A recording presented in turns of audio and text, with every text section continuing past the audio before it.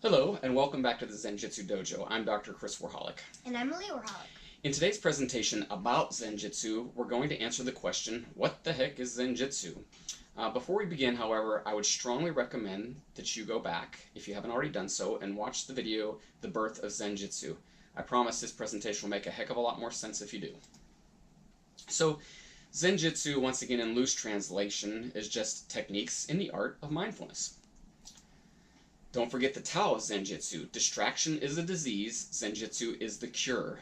The Zenjutsu Dojo is a place for the practice of Zenjutsu and for the strengthening of the mindfulness muscle. In the Zenjutsu Dojo, you will discover your Zenjutsu warrior. So, what's the purpose of Zenjutsu? It's really multifactorial, but let's go through it like this. So first, it'll help practitioners manage and overcome the unprecedented challenges of modern day life by helping them rewire their elastic brain. It'll help them achieve a higher degree of mental, physical, emotional, and spiritual well-being. They can also identify and change destructive habits, programming flaws, impulses, and behaviors. It can help them escape a default mode of living and live by design. They can also better understand the mind and body connection in order to self-regulate processes which can cause illness and disease. It can also help them manage the brain's simulator and autopilot to prevent chronic stress. Very important. So beyond that, it can help us move from left brain to a right brain existence. So really from a left brain thinking brain to a right brain experiential existence, and helps cure the distracted state. It helps to discover inherent superpowers and battle the destructive nature of mind. It can help practitioners wake up from a sleep-like state and move from an emotional or ego-based reality to an evidence, fact-based reality. It can help you find purpose and live a more meaningful, peaceful, and joyful life. Using Zenjutsu, practitioners will learn how to tap into their inner peace and stillness that they were born with. It'll help people become the change that they wish to see in the world. That's very important, Leah. So let's digress for a moment and discuss sort of East versus West philosophy. More big words. What is digress? Okay, so digress just means let's just step back. In Western cultures, we tend to explore our external environment through religion, philosophy, and the scientific method in order to better understand and explain the universe that we live in. And as a result, in the West, the concept of mindfulness has remained very difficult to grasp due to our tendency to intellectualize or think about and describe our world. So we really get stuck in our left brain. Eastern cultures, on the other hand, have for centuries understood that much of our inherent wisdom can only be discovered by exploring what lies within. The depths of our actual experience and our inherent superpowers lie beyond description and thought. They're only accessible through the right brain, or the experiential brain. Very good, Malay. Very well put.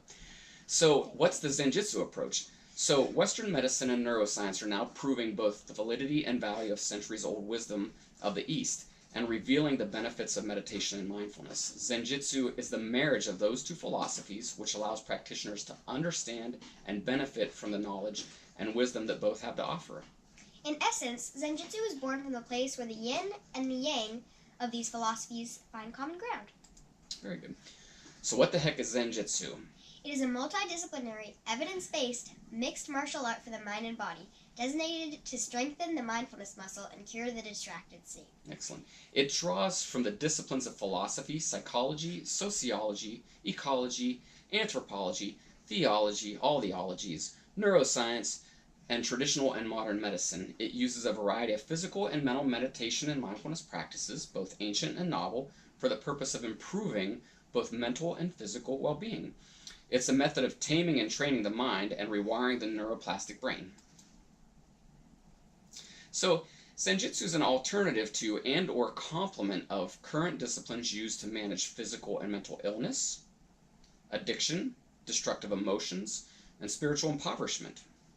It can also help you improve productivity and earning potential, relationships, creativity, academics, and athletics.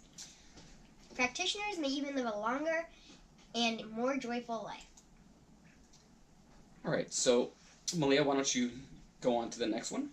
Zenjutsu is the marriage of ancient wisdom with modern medicine and science. So practitioners will learn about the body, the brain, and the mind.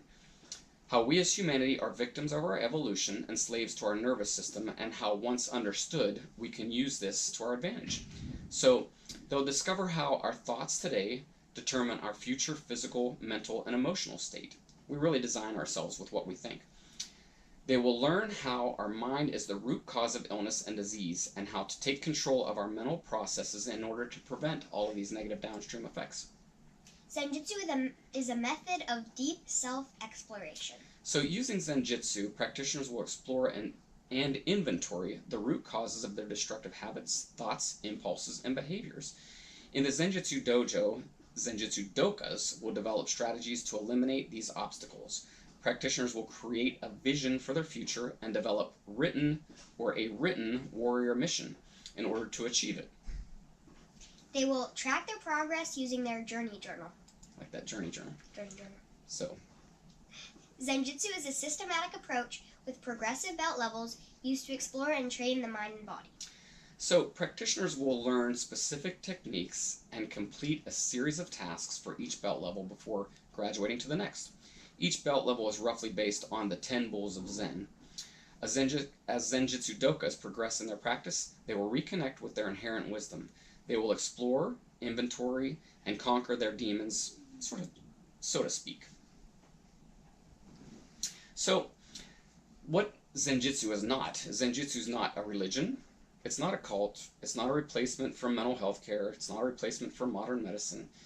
It's not just another name for meditation and mindfulness, certainly. And it's not just a gimmick. It's not just a meditation app or website. Zenjutsu is not just another name for meditation and mindfulness. It is a method which enables practitioners to observe and regulate their body and mind.